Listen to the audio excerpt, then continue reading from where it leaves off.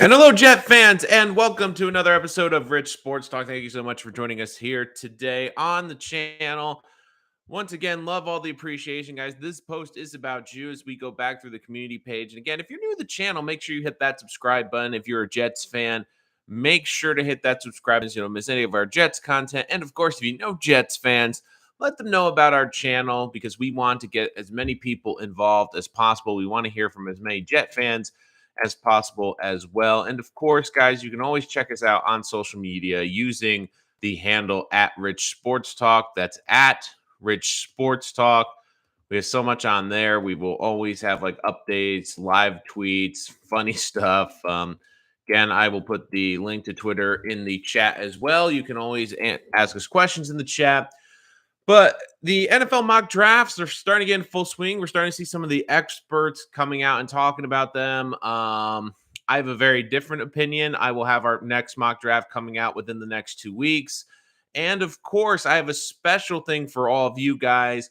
I have my first ever top 50 big board, which I will be doing on my website, but I'll make sure to link to the channel where I go through my top 50 prospects in the NFL draft, a little bit of a blurb about each player. And it's a little bit surprising. I feel like I looked at my board compared to a lot of people. It's very different. Again, I have different valuations. I tend to value offensive linemen higher just because of they're such a premium position now.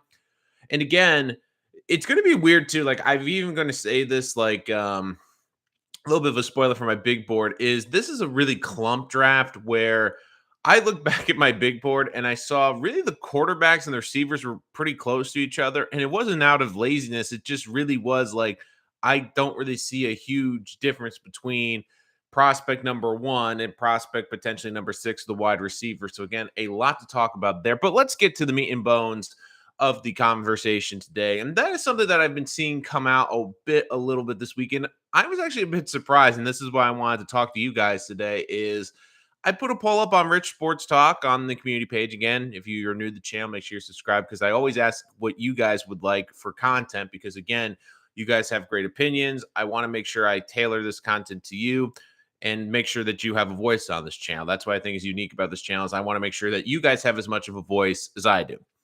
So I saw like a couple of articles. I saw a couple of different things where it was debating whether the New York Jets should trade up in the 2022 NFL draft to get one of the two pass rushers, Kayvon Thibodeau or Aiden Hutchinson.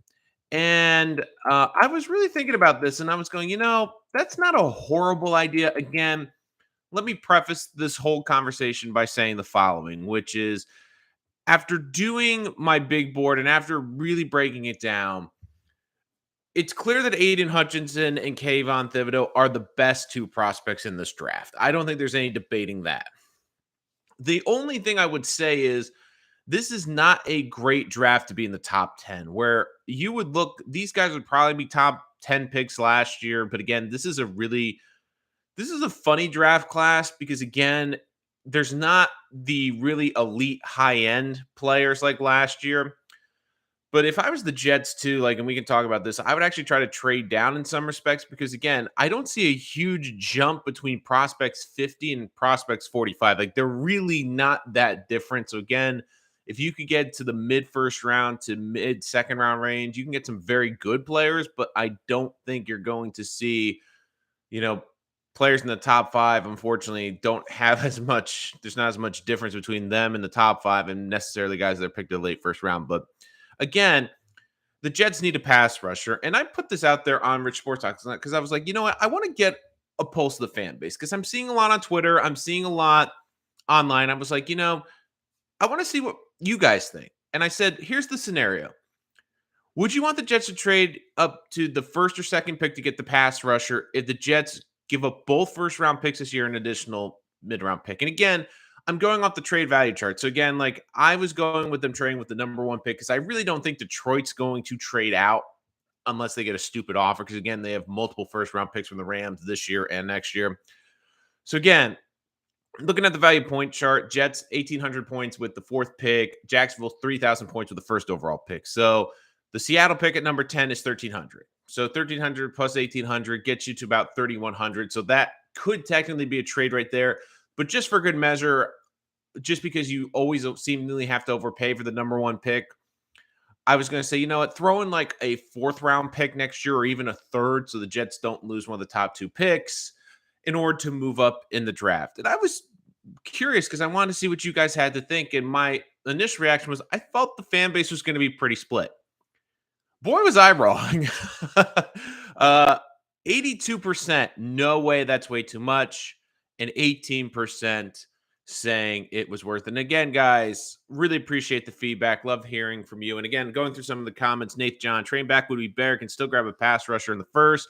Need to add more draft capital for future picks. I'd also like to trade back into a late round combo using one of our Carolina's second picks to get the Jets a fifth year option on a player Douglas likes. So again, 3 first round picks. And I agree with Nate John. Like, I do believe the Jets at the end of the day are going to have 3 first round picks. I think they're not going to sit by and wait till the second round to grab someone.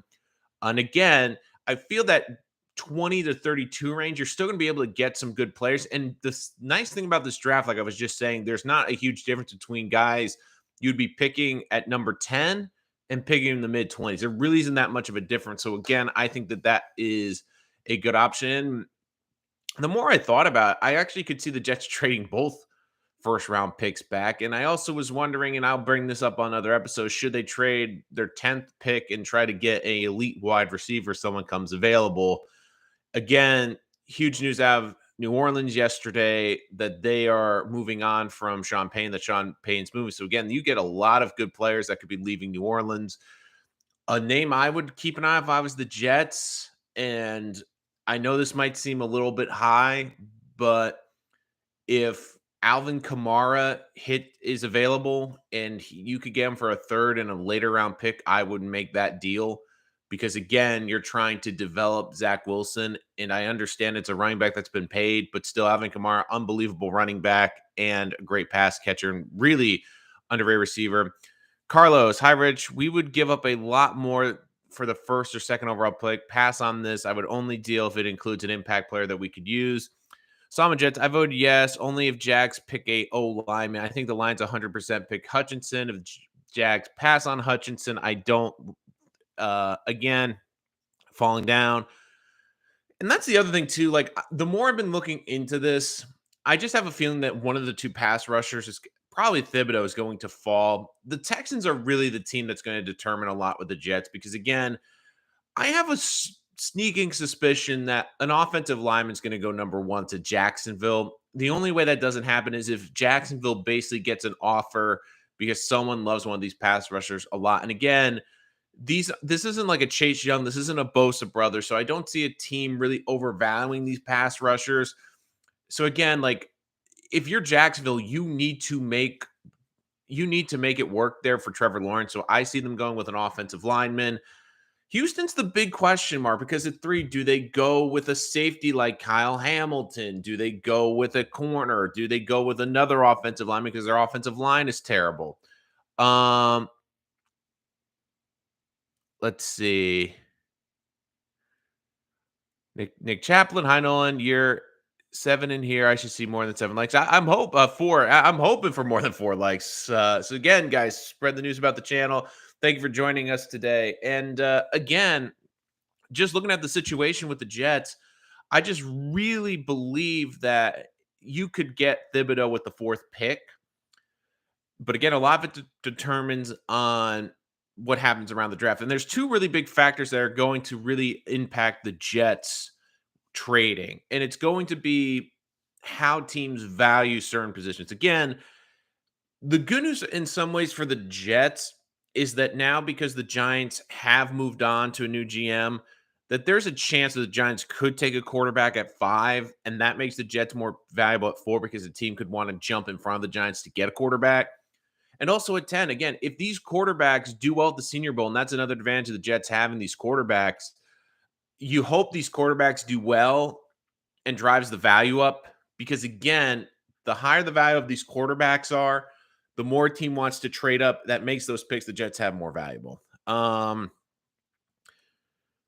Would love to see the Jets get Thibs, not Tom Thibodeau.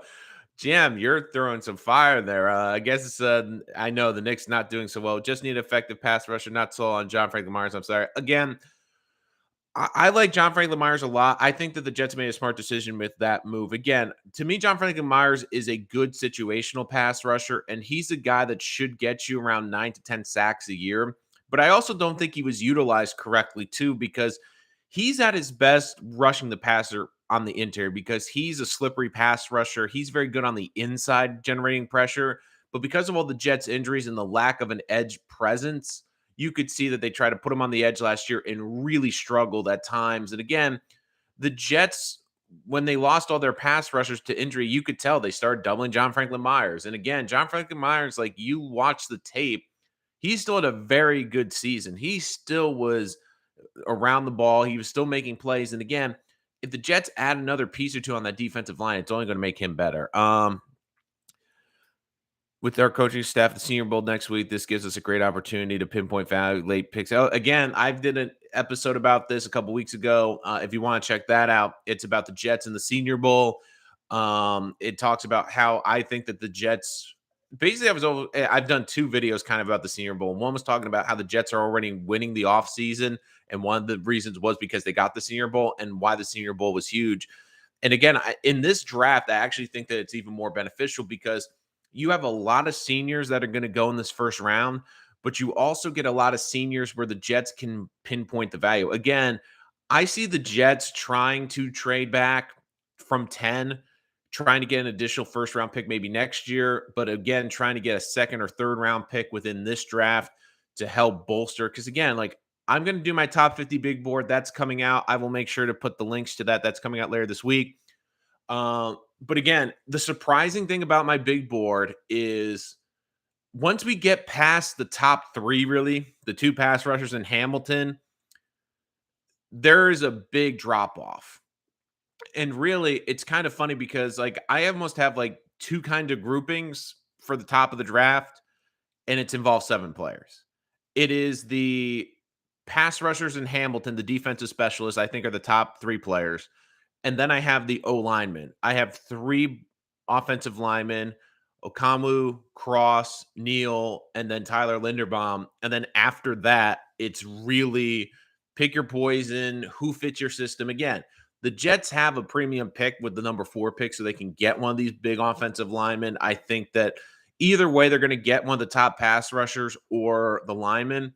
But then where it gets interesting is around pick 10. Do they take a shot on a pass rusher earlier? Do they try to trade back and get a pass rusher later in the first round? You see how much offense there was in the players just need wide receiver where it's in free agency of the draft. Nick cannot agree with you more. I would not be shocked if the Jets try to be aggressive. And a lot of things can happen over the next couple of weeks, which will really help. Again, I know one of the first things I saw on Jets Twitter yesterday was people saying, well, the Jets should look into Michael Thomas with the Saints. I would not touch Michael Thomas at all because, again, you look this last year, the uncertainty about his injury. And again, you've heard people inside that building saying that he's been a head case and he's been an issue to deal with. The Jets do not need that right now. Again, I don't think it would happen, but if I had to take a shot on a receiver, like again, I don't know if it would work. And again, I think he's happy where he is right now. But I would rather take a shot on like an Odell Beckham Jr. than I would on a Michael Thomas because again, I do think Odell would like being in the New York market again. But I still would. There's a couple receivers I would put ahead of him. Calvin Ridley, if you can get assurance that he that the mental health checks out, I would look at Michael Thomas again. And I'm sorry, not Calvin Ridley. My apologies. The one interesting thing too, like, and someone brought up in the last live chat was DK Metcalf, and again, a lot depends on what happens with Seattle. But you look at a lot of teams right now. I doubt Devontae Adams is in play for the Jets. If he does hit free agency, the Jets can give him the most money. But again, it depends on what Devontae Adams wants. Does he want to continue playing with Aaron Rodgers? Does he want a ring? Does he care more about the money right now? Again, there's a lot that goes on there. And even in Green Bay, like they're going to be in a tough cap situation. Is there a situation where Aaron Jones becomes available? I think Aaron Jones could be intriguing for the Jets. Like if he gets cut, he could be a very good player for the Jets. And again, he's an explosive running back. He's a guy that would fit the system. I mean, it's not just the wide receiver position, but the running back position. And I know it's, again, you don't want to overpay for running backs, but if for example, Kamara becomes available with the Saints, if Aaron Jones becomes available with the Packers, again, even if you get 2 good years out of them or 2 great years and it helps Zach Wilson's development, that's what you want to see. Hey, Nolan, sorry if this was asked already, but do you see a position the Jets double dip in the draft or double dip via free agency, then the draft?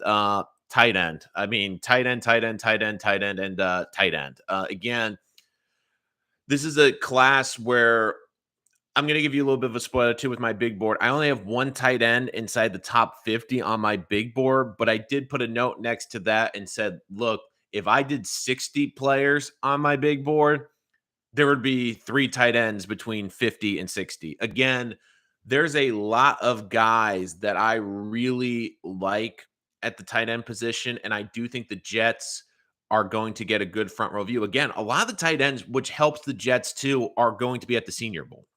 Most of these are seniors. So again, there's a lot of guys who I really like. And one of the guys who's been climbing up the board, and again, I guess it's because of his jet pass come from line, is Jeremy Ruckert, the tight end from Ohio State.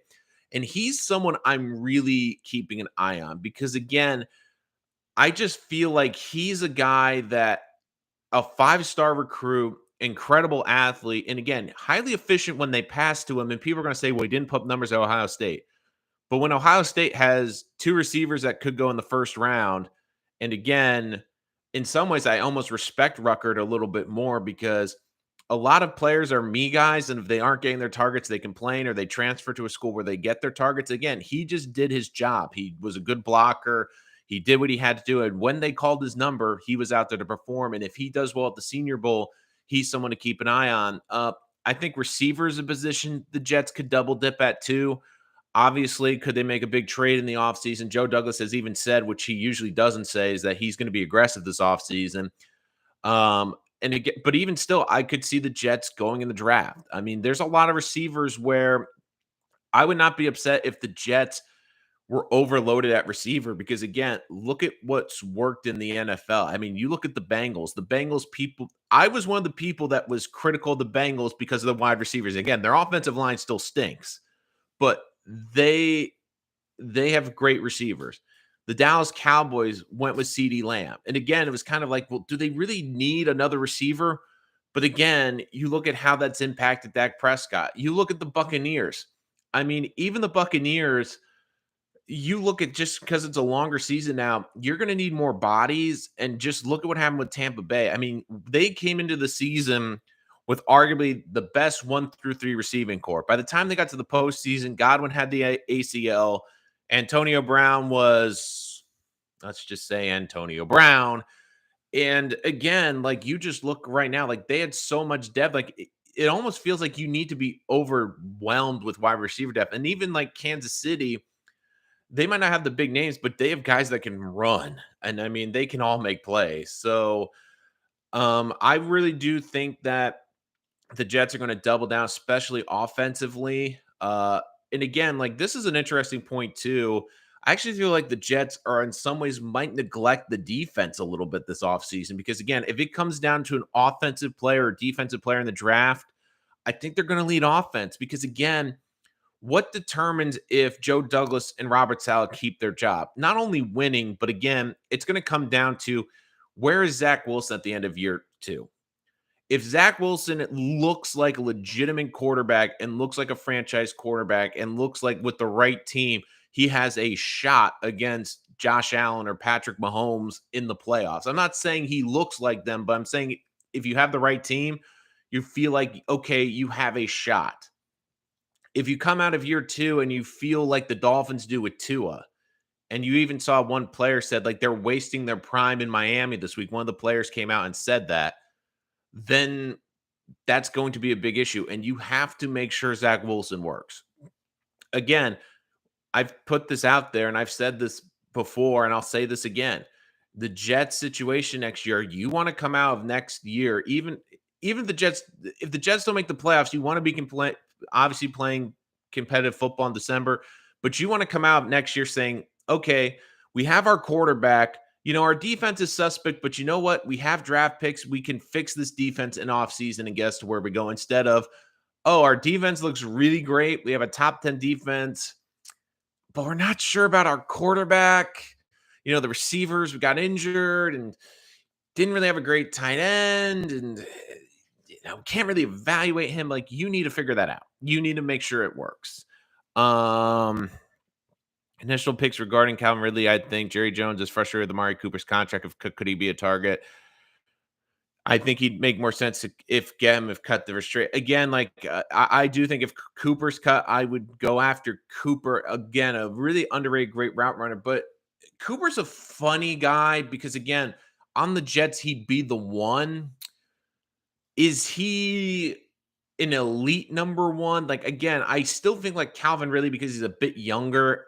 He has a little bit more upside. I think Amari Cooper is what he is, but again, Cooper in the system, great route runner, I think would work. Again, if he gets cut, uh, I would look in that. I don't see the Jets winning 8 next year. Again, I actually think that the Jets could win 8 games next year. Again, like their schedule next year, this goes back to what I looked at, saying why the Jets are kind of already getting a heads up and getting some lucky breaks this offseason. Again, you look right now, I understand Buffalo looks amazing, but Buffalo also just lost their assistant GM to the Giants. They're likely going to lose Brian Dable. But I'm looking at the Jets next season. I mean, they play Miami twice. Miami has 2, and they're going to have a new head coach. Um, Chicago, they still have a young quarterback. They're going to have a new GM and a new head coach. Detroit plays hard, but again, I think the Jets are a better team than the Lions. They play Jacksonville again. I think the Jets are better than Jacksonville. They play Cleveland. Cleveland could have a new quarterback next year. Pittsburgh's likely going to have a new quarterback next year. Green Bay could have a new quarterback next year. Minnesota, I mean, they're going to have a new head coach this year. Denver, who's their quarterback and who's their head coach? And even Seattle, who's their quarterback and head coach? Again, what's going on there? There's a lot of factors that involve. And again, I do think the Jets' schedule is tougher next year, but they're also playing a lot of first-time head coaches. And they could be potentially playing a lot of new quarterbacks. Again, it depends on how they do this offseason. If they hit well, they could definitely be there. Again, this was a 4-win team. They beat 2 playoff teams this year. And again, there was a couple games like if Wilson plays better, if Wilson plays well, like you can make the case the Jets could have won 5 or 6 games, but a lot of it was on the rookie quarterback. There are 96 NFL playoff teams, at least 2 number ones nowadays. You need wide receivers. Again, you need wide receivers. I get that. There's again, a lot of it comes down to a lot of the contracts this offseason. There's certain receivers like I would look at and certain ones I would avoid. But again, if I could get Devontae Adams, I would go after him. Allen Robinson, I would go after too. I understand the injury issue, but again, he's a legitimate number one, huge target, great route runner. I really like Allen Robinson. I think he would be a great number one. Daquan Jones, I don't think the Jets are better than those teams.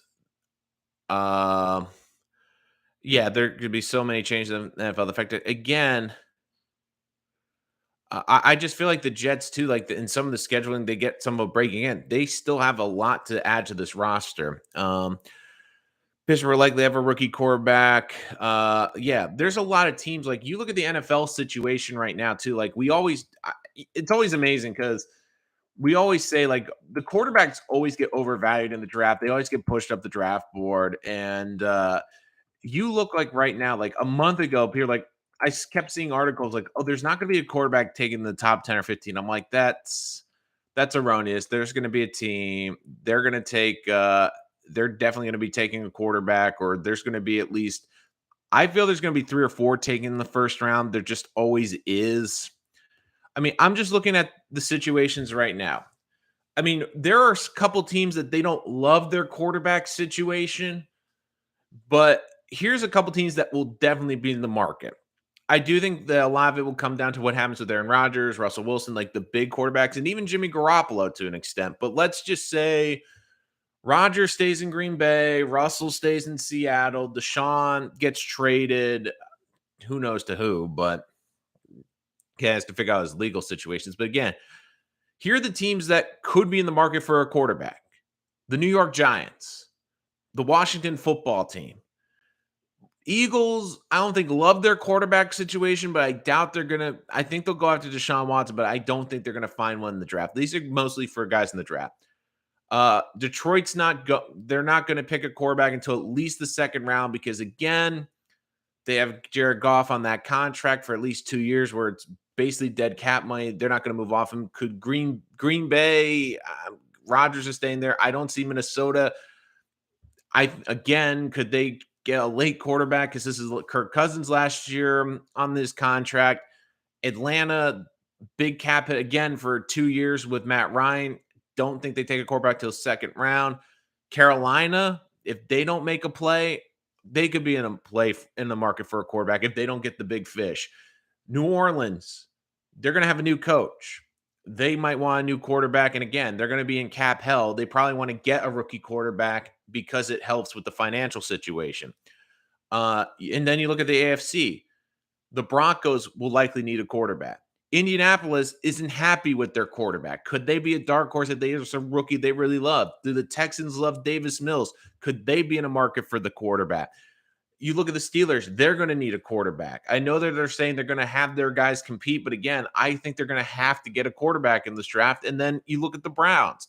Do they love Baker Mayfield? Again, they might look at it and say there's no better option, but could they be in the market? I mean, there's like 8 or 9 teams there were, this isn't a great quarterback class, but all of a sudden you're like, maybe.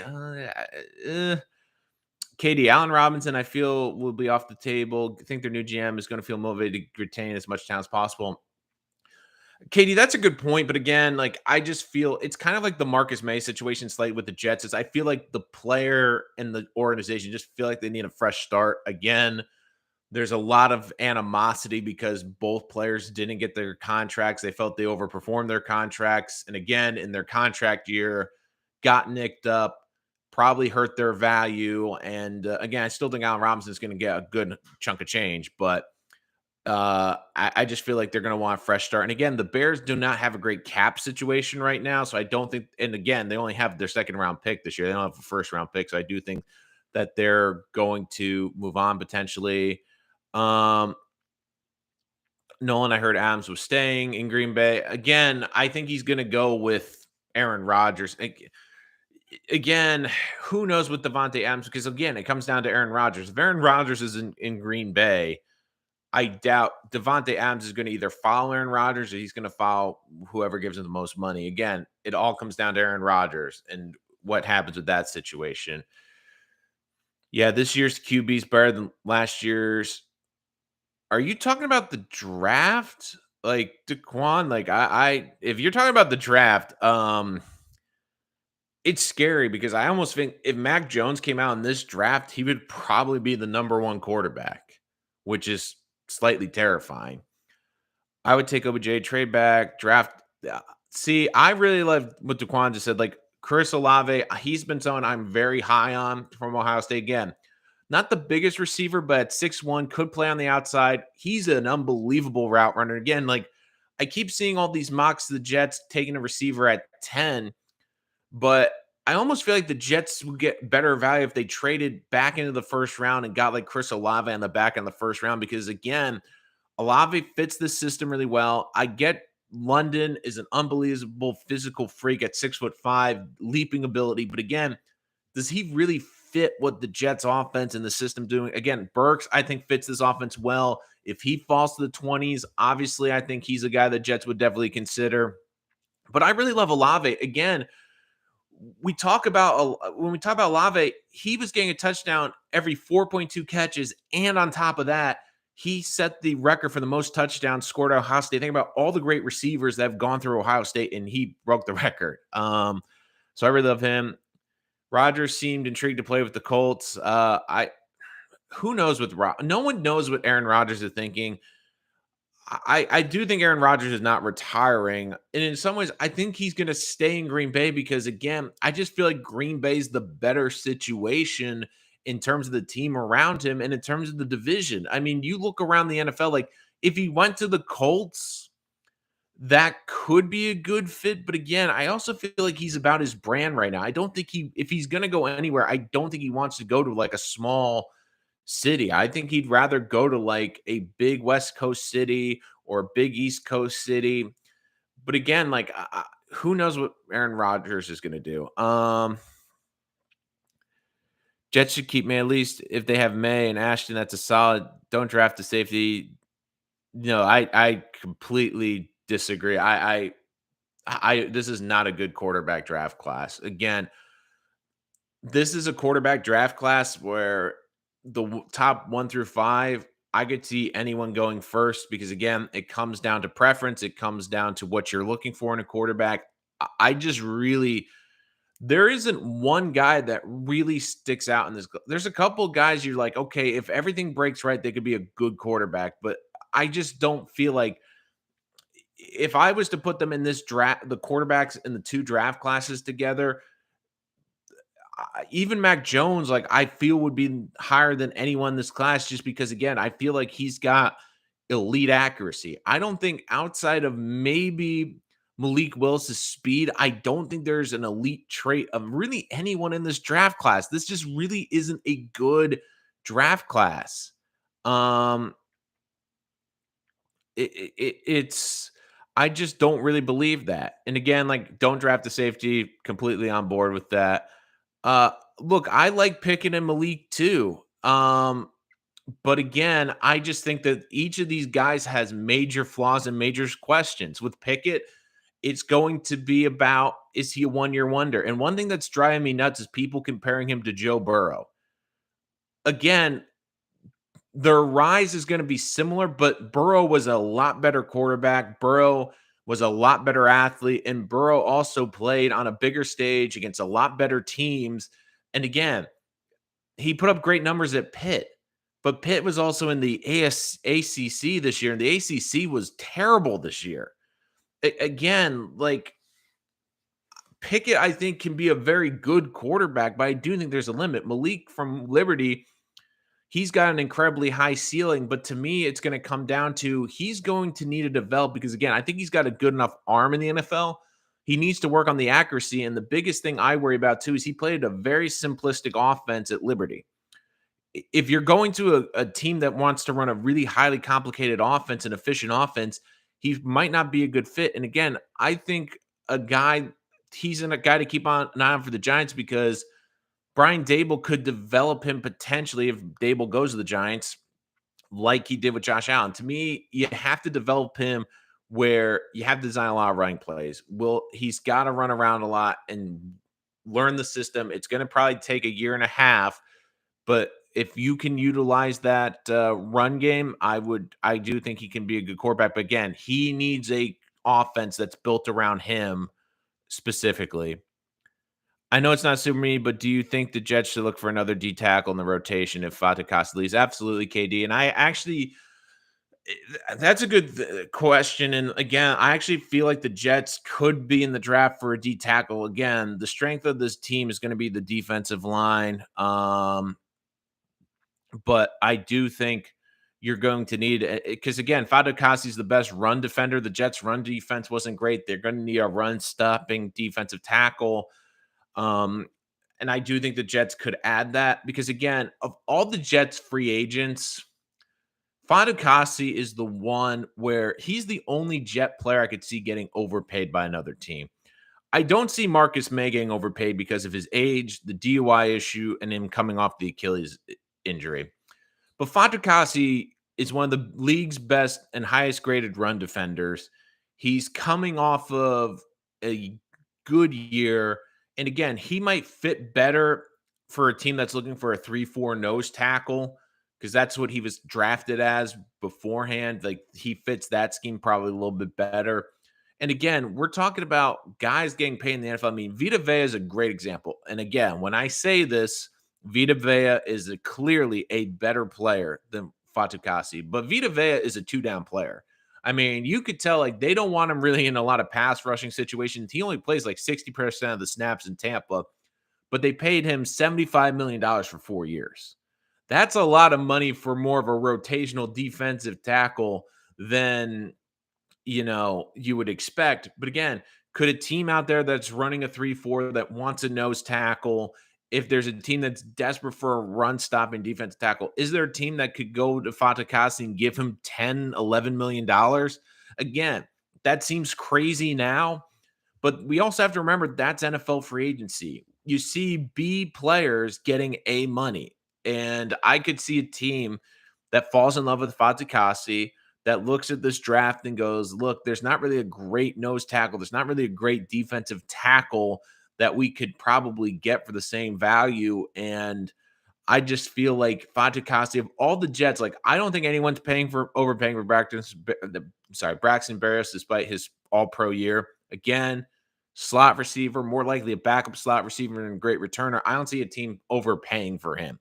I don't see a team overpaying for May. I don't see any team really overpaying for any of the Jets' prospective free agents except Fatukasi because again, he's an ascending player, he's a young player, and again, I do think the Jets want him. He's a great leader in that locker room. The guys really respect him, but it's also one of those situations too where do the Jets feel he's a great fit for this scheme? And also, again, don't forget Joe Douglas did not draft Fatukasi, and he's made it a point to get rid of the McCagnon players. And again, not to saying that Fatukasi is a bad player, but again, I just feel like if it comes down to push comes to shove and the Jets have to match like a 4-year deal where someone's going to pay Fatukasi $40 million, I just feel like the Jets are going to use that money to attack a different resource. So again, I could see the Jets going defensive tackle in day 3 of the draft because again, they're going to have the Senior Bowl. There could be a guy that they look at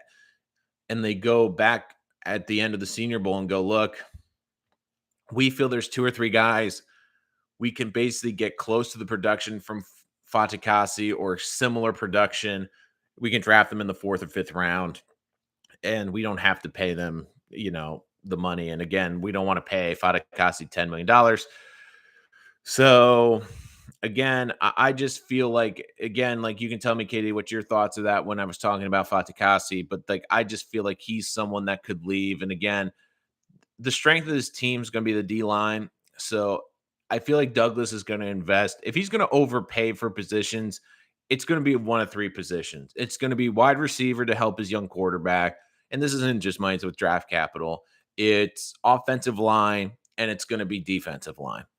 Maybe they'll break the bank for a lockdown core, a number 1 corner if they can find him in free agency, but that's what they're going to do. That's where they want to invest in. And you watch this past week. I mean, the Jets are trying to be the San Francisco 49ers. And the San Francisco 49ers are showing like, look, they can win games with Jimmy Garoppolo because they have a great running attack. They have good depth. They have a good offensive line and their defensive line. I mean, you look at that defensive line, is not only are they talented, but they have a lot of depth. And I still think the Jets are going to go out in free agency and sign a tight end and still draft a tight end. But that is a position where defensive tackle is a little bit interesting because I do think it is slightly getting overlooked. And Fatukasi is a guy who, like I said, there really isn't a lot of D tackles on this market. And if you're trying to run a 3-4 and you're looking for a nose tackle, there probably isn't a better option in the draft, and it's probably better just to pay Fatukasi than to draft the player. I mean, because again, there's still a lot of teams that run that 3-4.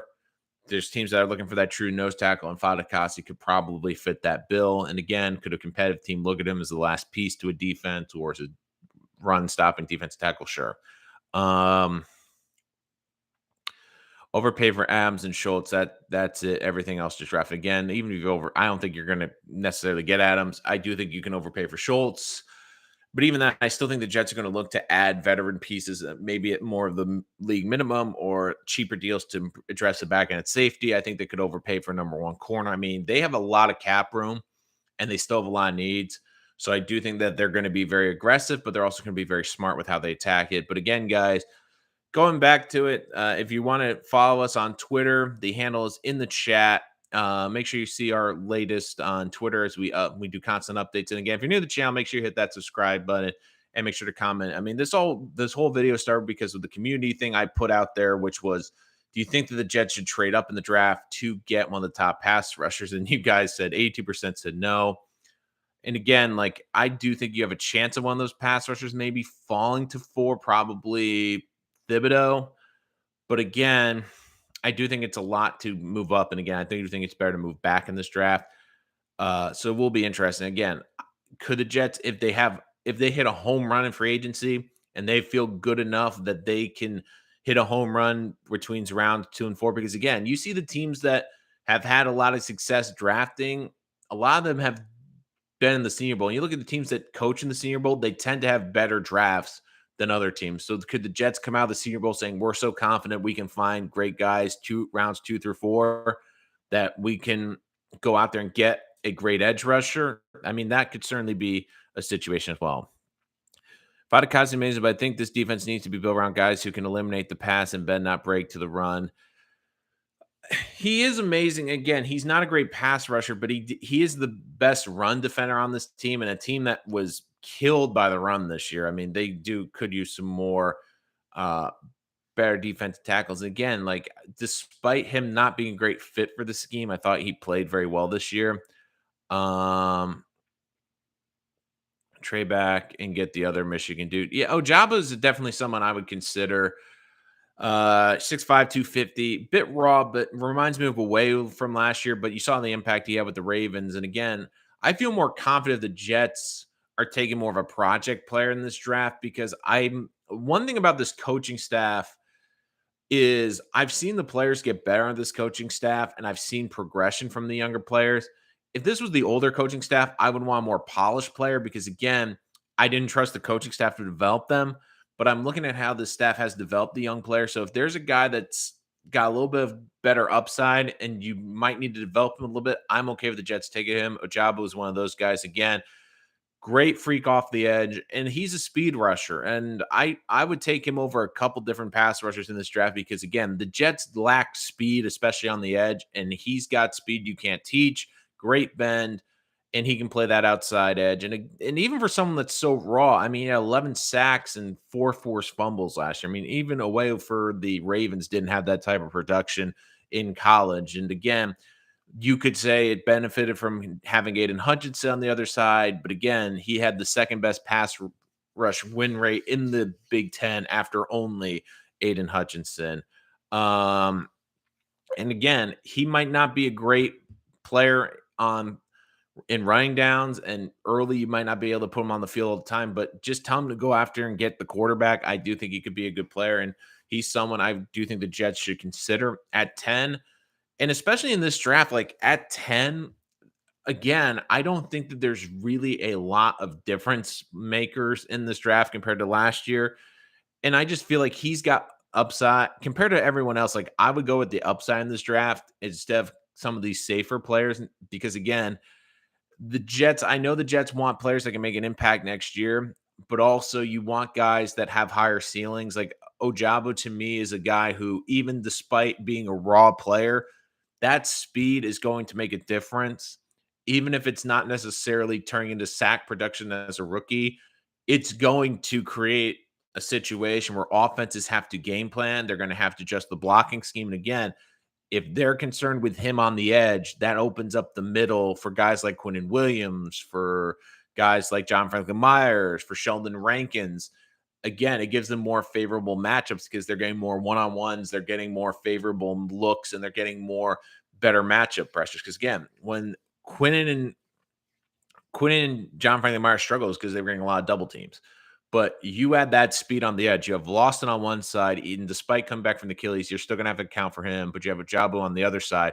You have two guys that can scream around that corner. And if you have a defensive tackle that can't kick quick enough, that's going to create a problems. That's going to mean that you're going to have to keep a tight end to chip. You're going to have to keep a back end to chip, and that will help with the Jets pass rush. So again, I would not have a problem with him from Michigan. I really like him.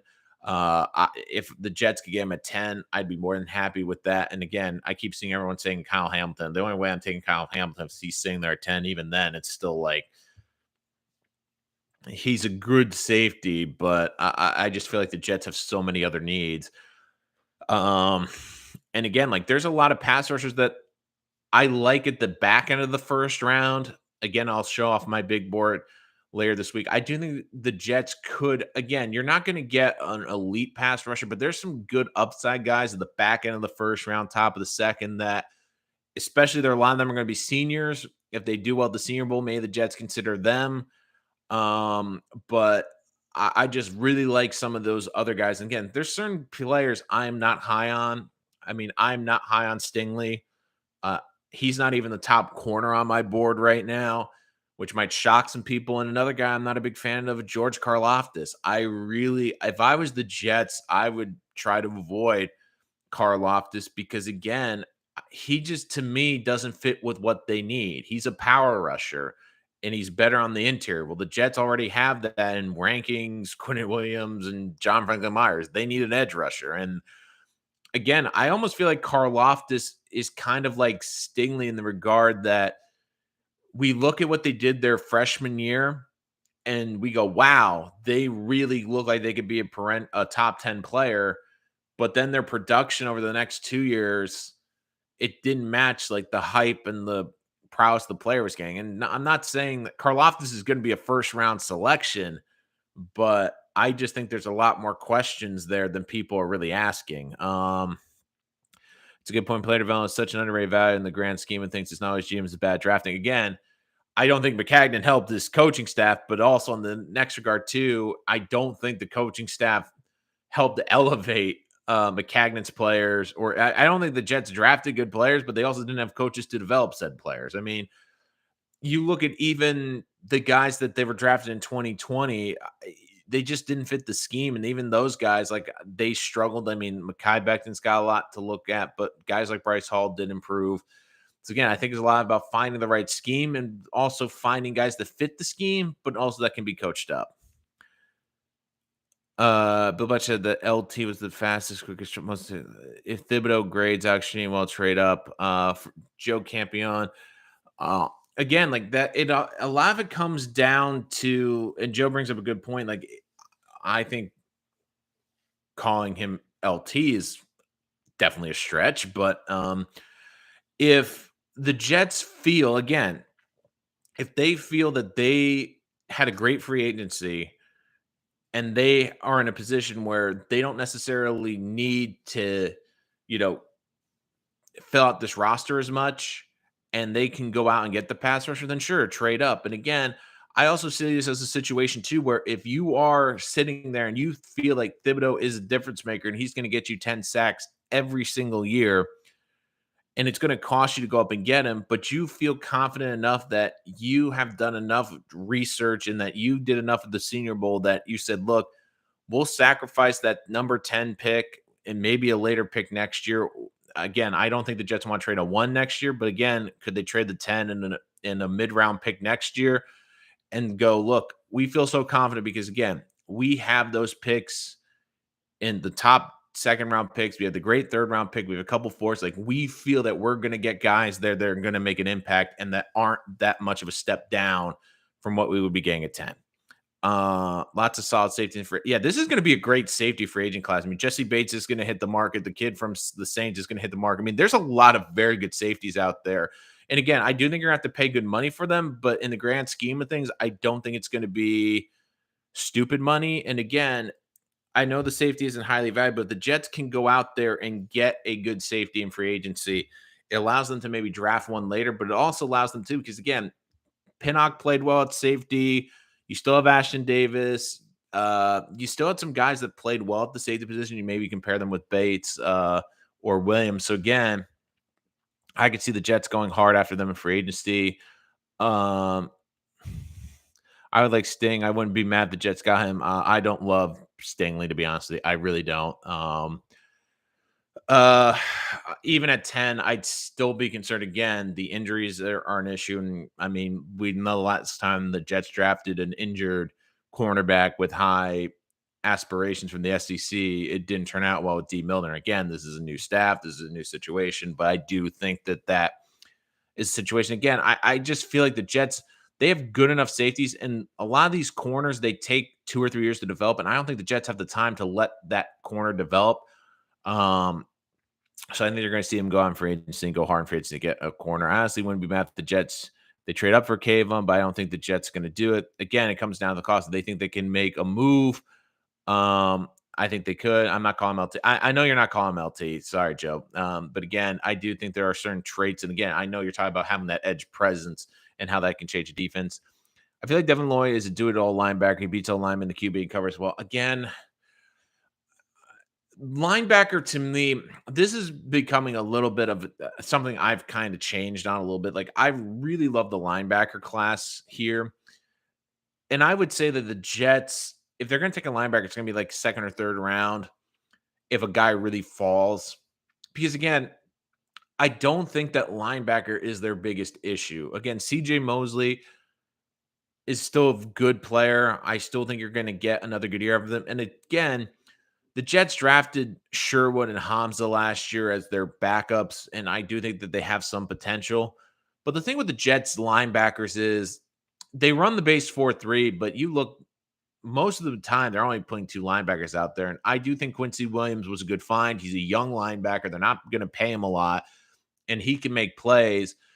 So again, like I think the problem too is we have this kind of draft bias a little bit where we looked at what happened last year and how it happened and what happened in the NFL this year, and we think that it's going to be a perfect match. So again, what I mean by that is we saw Michael Parsons get drafted and the impact he had on Dallas. Now, again, he was a luxury because Dallas, they already had a lot of pieces on that defense and they didn't really have a huge need, so they could draft a playmaking linebacker. To me, the Jets have so many more important and pressing needs.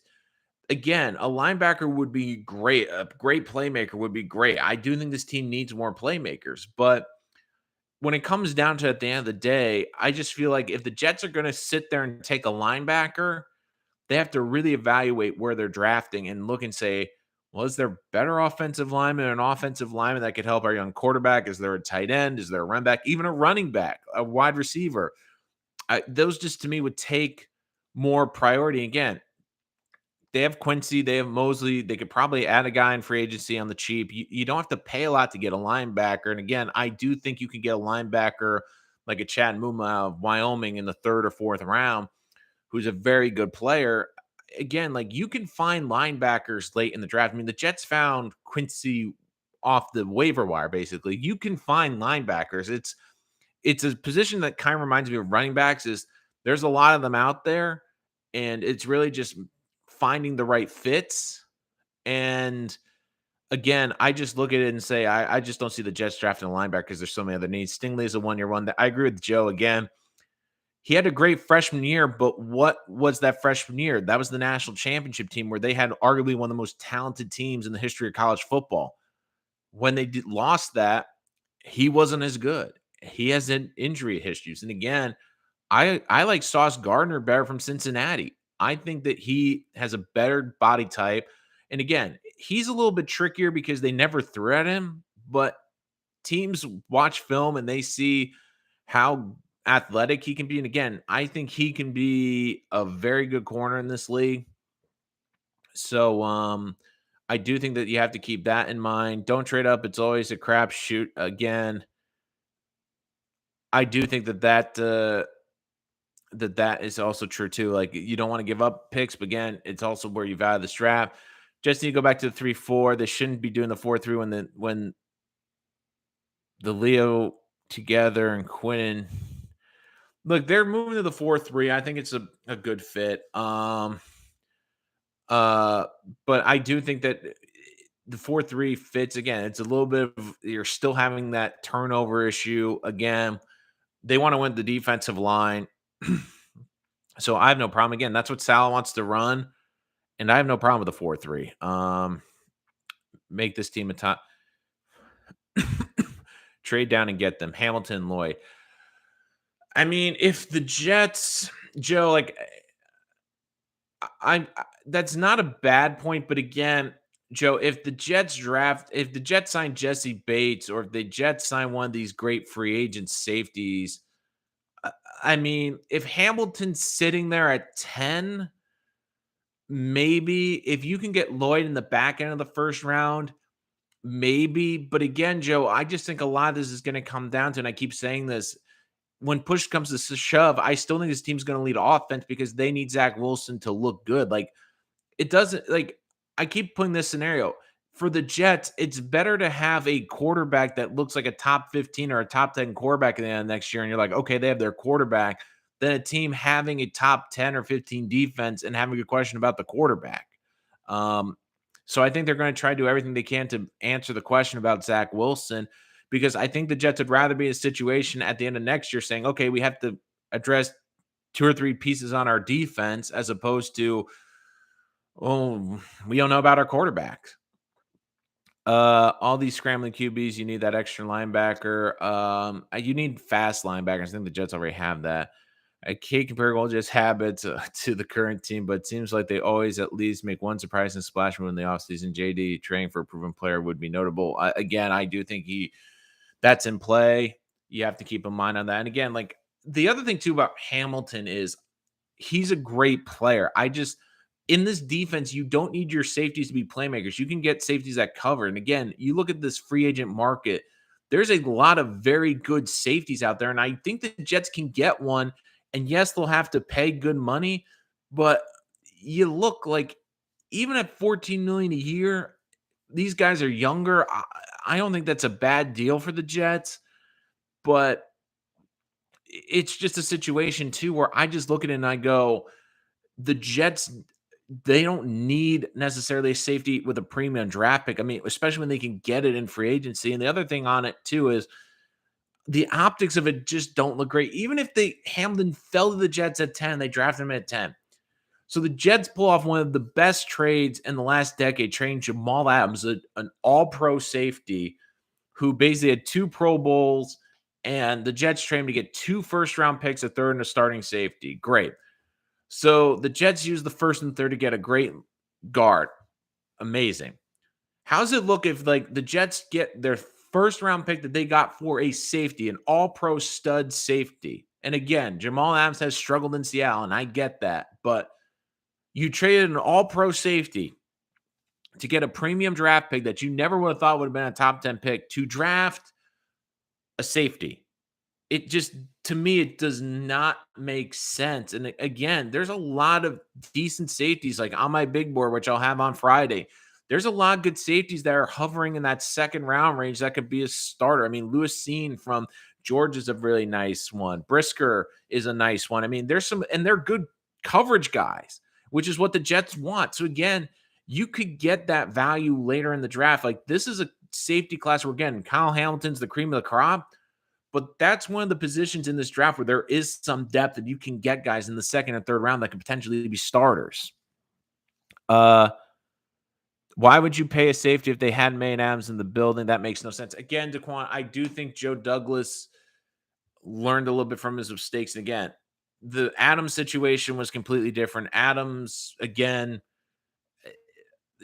like Adams is just you just can't take Adams at his word because again, like this is a guy who said he didn't want to be traded for the Jets, but at the same time he was telling people in the Cowboys front offense to trade him. I mean, he's been all over the place, and again, like he says one thing and then he's doing another thing. So again, I don't think I just think Joe Douglas didn't want the headache to pay him. Again, they don't overvalue safeties. And you saw it with Marcus May, but I do think that Joe Douglas realizes that they need to improve this team. They need a better team. So I do think he's willing to open the pocketbook, especially for a safety now, because again, the safeties on the free agent market are better safeties than Marcus May. They're younger than Marcus May. I mean, Marcus May is going to be 30 years old. And again, he's coming off a major injury. And on top of that, he had a DUI. I do think that played a part in it, not in the necessarily the negotiations, but I do think that Marcus May not telling the Jets about the DUI did burn a lot of bridges with the Jets. And it just feels like both of them need a break. I think Marcus is pissed because the Jets didn't give him a long-term deal. But again, you can't blame the Jets too because the Jets were giving him the franchise tag. They were still paying him as one of the top 6 safeties in the league this last year. And they were in a rebuilding mode. And they had a brand new defense. I think a lot of it was they wanted to see, does Marcus fit in this defense? And if he does, we'll pay him. And again, unfortunately, he got injured and that really threw everything off. But I just feel like the Jets could go out and get a safety, and you can get a younger one. Do you see as a possibility that we address the offense through free agency and draft defensive playmakers, which I feel this year's draft is playing compared to offensive players? Uh, a lot of it depends on how the offseason go, and it's still like even if the Jets sign a tight end, I still think they're going to draft a tight end. Even if they get a receiver, I still think they'll be in them play for a wide receiver. Again, a lot of it depends on how free agency goes, but I still lean towards Stefano if it came down to push or shove, where the Jets had to choose between an offensive player and a defensive player. They're going to go offense because again, the league rules are offensive. The everything's pushing toward offense. And again, you need to find out about your young quarterback. And if you have to pay a premium and go a little overboard on the offense to see what you have in him, then you do it. The Jets' mission is obviously is not to look like the Broncos since Peyton Manning left. The horrid offense and the top 20 defense, absolutely. Paul, great point. Did you watch the playoffs? Offense, offense, offense. Again, the Bills have gone fully offense. You look at all these teams investing in offense, and even the Patriots last year. Look at all the money they spent in the offense and to help evaluate their young quarterback. And again, I just feel like the Jets. You can, you know what? It's easier to find defensive players on day 3 of the draft, and in some credit, I do think Joe Douglas realizes this because look at his first 2 drafts. Primarily, days 1 and 2 were on the offense and getting playmakers and getting offensive linemen.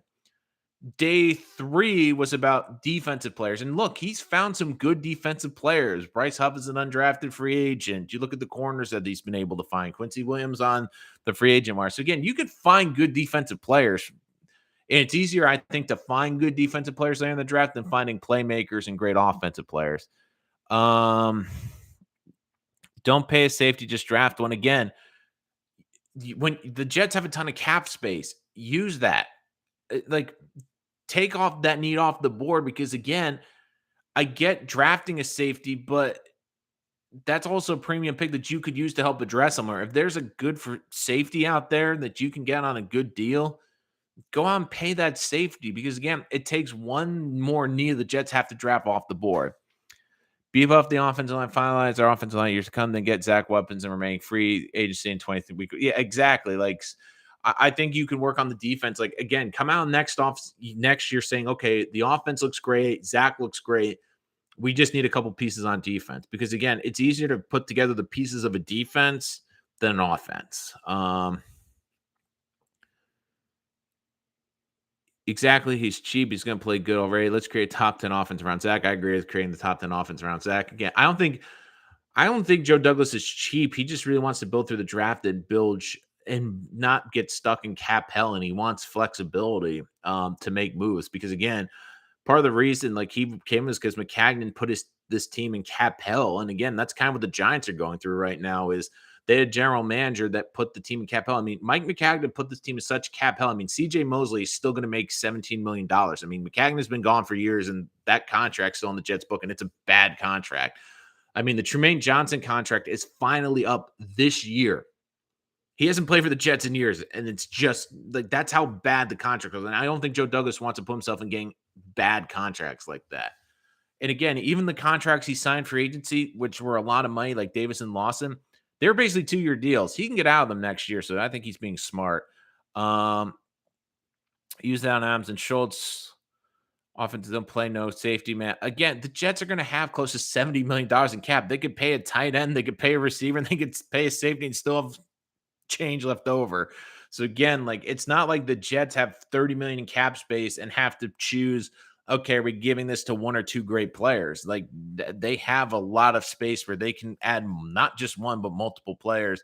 Mosley has been playing good though. Again, I'm not taking any away from CJ. I really like CJ. He's playing great, but is CJ Mosley playing like the number one linebacker in football? Because that's what he's getting paid as. And no, like, could you make a case maybe top? I don't even know if I would say definitely top 10, but I wouldn't say top 5 linebacker. But the Jets are paying him uh, way too much. Again, like they're paying CJ Mosley almost $18 million a year. I mean, that's a lot.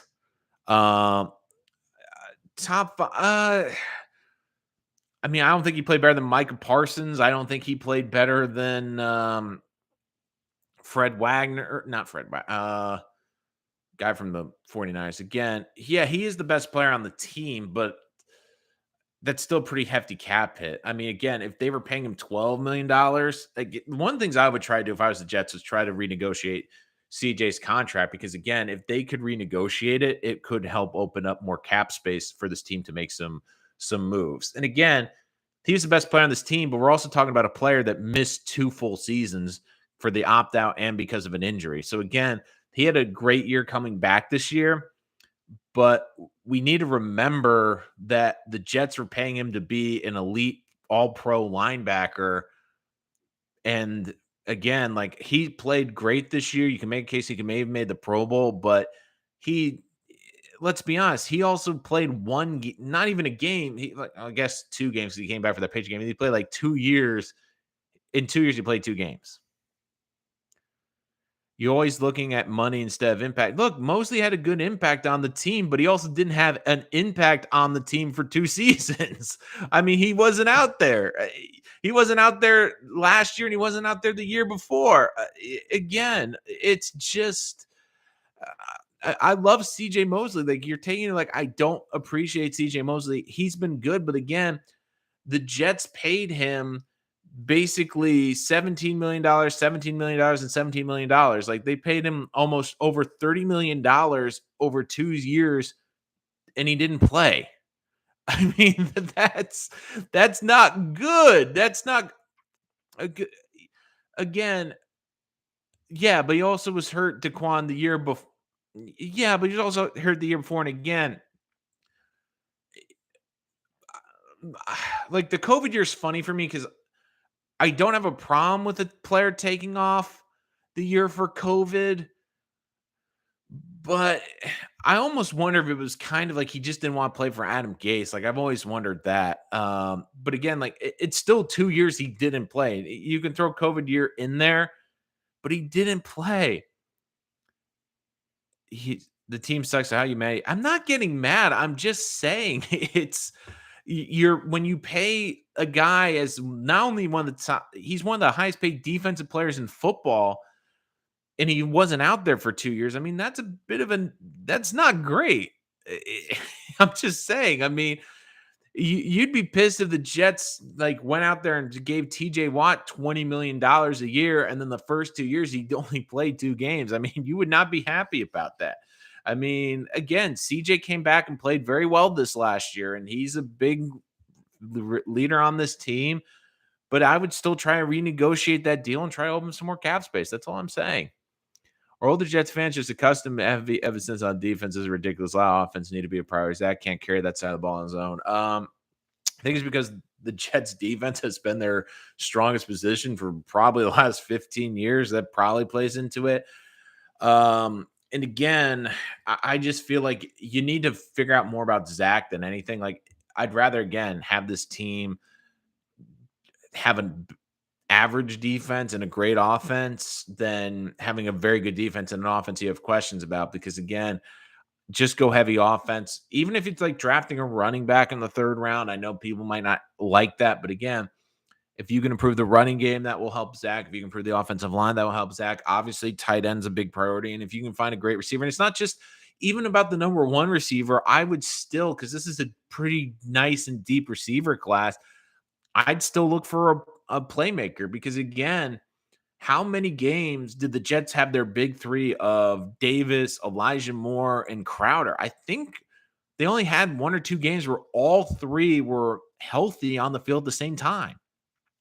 I mean, Crowder had injury issues last year. Elijah Moore had the injury issues, and Corey Davis had the injury issues. I mean, again, they were never on the field at the same time, and especially down the stretch. I mean, Davis wasn't out there down the stretch, which hurt. Elijah Moore wasn't there the last couple games, which I think hurt. And again, Crowder wasn't there. I mean, basically, the Jets were playing with Braxton Berrios and lawn chairs at wide receiver, and Denzel Mims, who apparently is bad.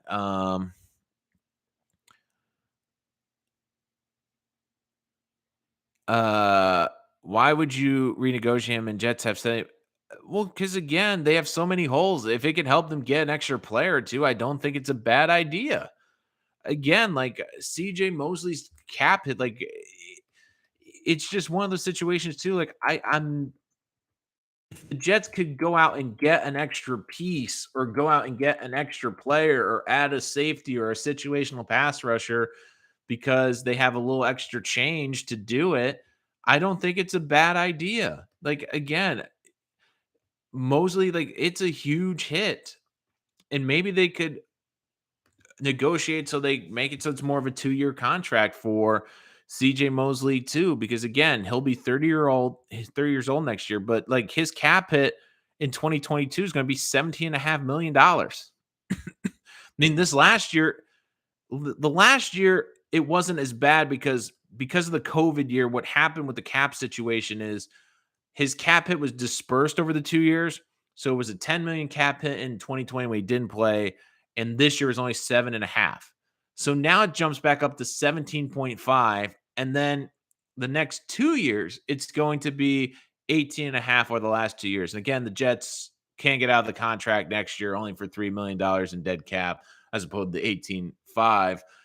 But I just would feel like again, if the Jets could bump that down. And I know $5 million doesn't seem like a lot, but again, if it could help the Jets get an extra player, if it could help the Jets bring in an extra wide receiver, it can help the Jets get bring in another tight end. If it could help the Jets sign an extra safety for depth or a situational pass rusher, I would look into that.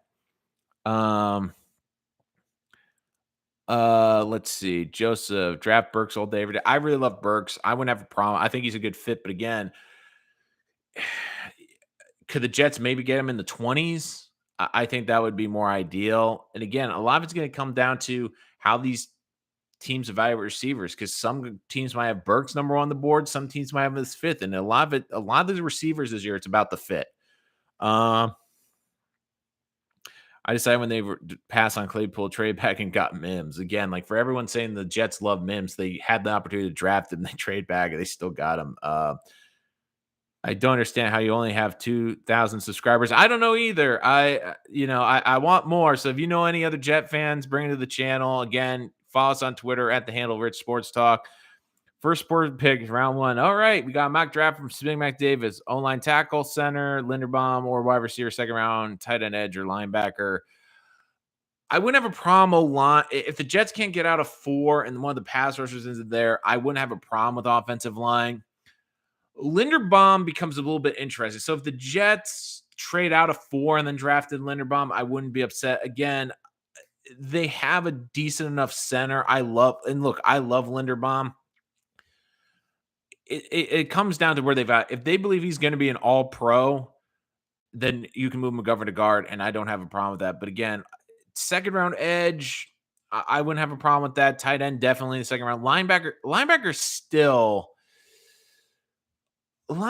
is still a tough one because again, I just feel like the Jets already have some good linebacker. It's not they can get away with their linebackers next year. Like I don't think that the Jets. You look at the Jets linebacking core and go, "Wow, the Jets have an amazing linebacker core." But do I think it's the biggest issue on the defense? No, I think they still need a number one corner.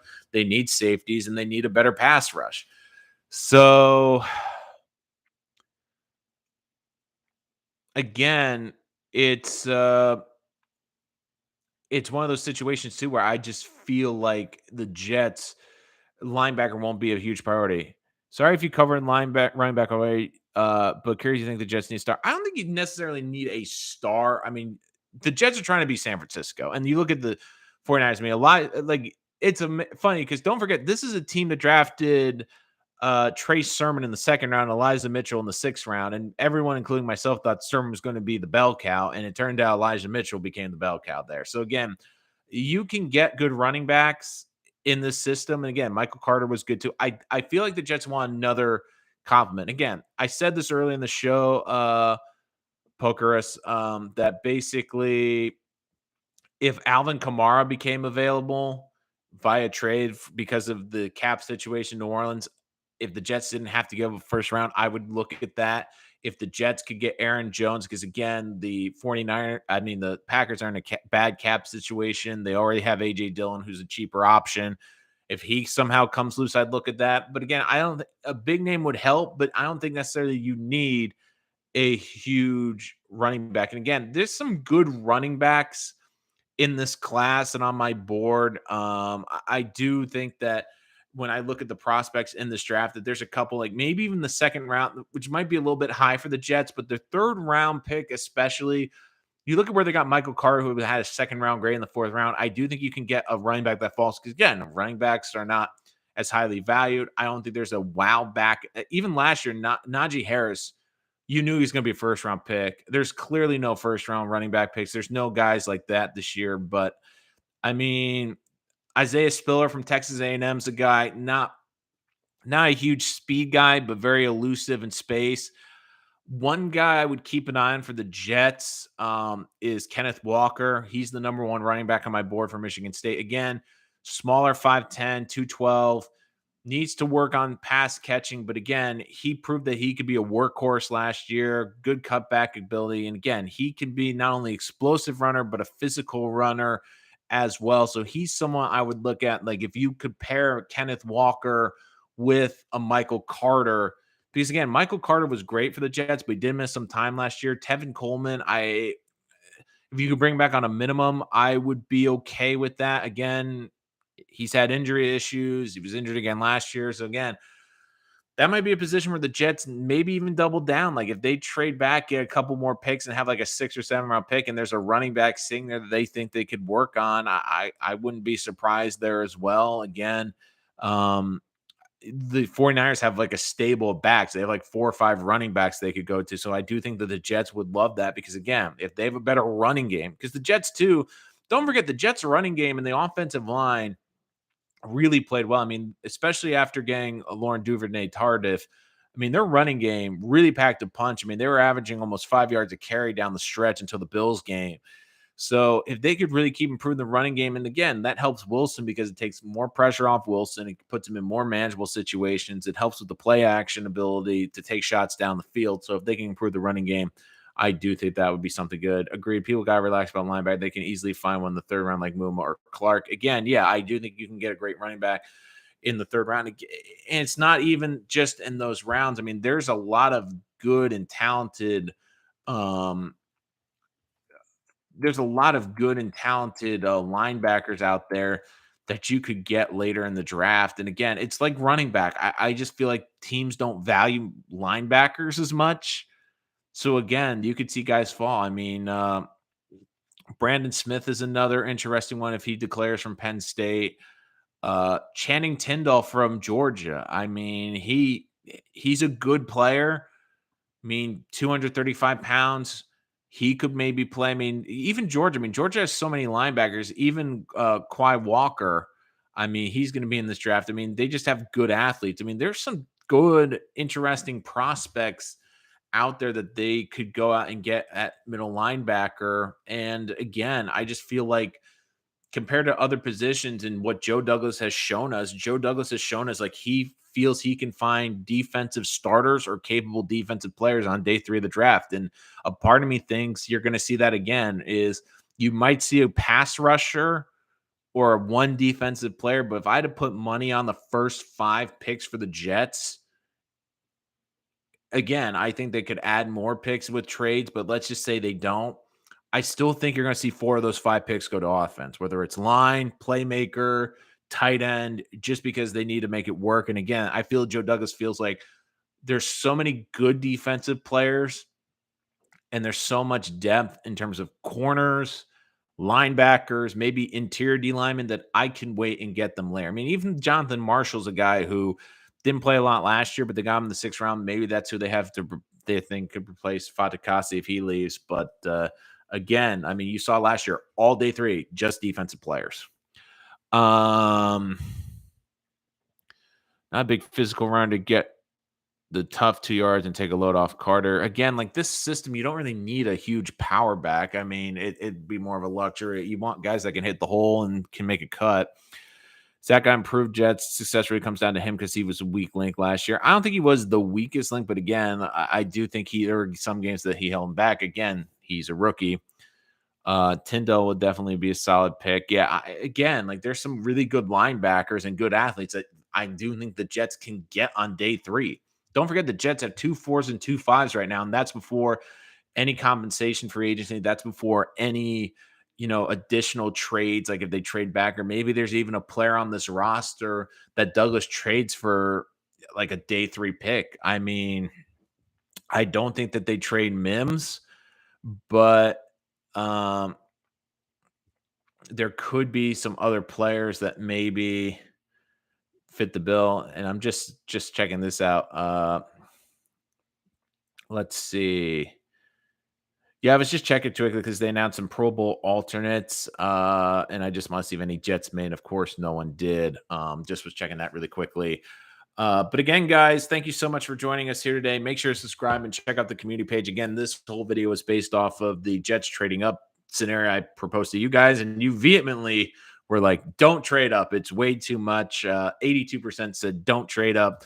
So appreciate that as always. More Jets content coming your way. Of course, my big board will be coming out soon. We'll do a video reacting to my big board because I can guarantee you a lot of big boards might look the same, but I think you'll be a little bit surprised with where I valued certain players in the draft. Again, I feel like I have a little bit very different viewpoint in how I judge players. I think there's some players that you expect to be a lot higher that are lower than you would expect, and there's some players that really come into their own. Again, I tend to give premium positions like offense and defensive line a little bit of a nudge because, again, there's only so many great players at those positions, so they tend to be a little bit higher on my board. And again, I have a very unique quarterback class this year. I think my number one is a little bit different than what a lot of people will expect. And again, I have 2 quarterbacks at 49 and 50, one of which he could be the widest ranging prospect in this draft, where if something happens, he could be the first quarterback selected. If it goes the other way, he might not be drafted at all. And I do think that is incredibly important. And I'll get to that in the big board. But again, guys, thank you so much for joining us. You're new to the channel. Make sure you subscribe to our Twitter at Rich Sports Talk. And of course, make sure you follow along here. Your input's always great. We love always having you. And again, guys, thank you so much for joining us. More Jet content on the way as this offseason progresses. Only here on Rich Sports Talk. Thank you so much for joining us.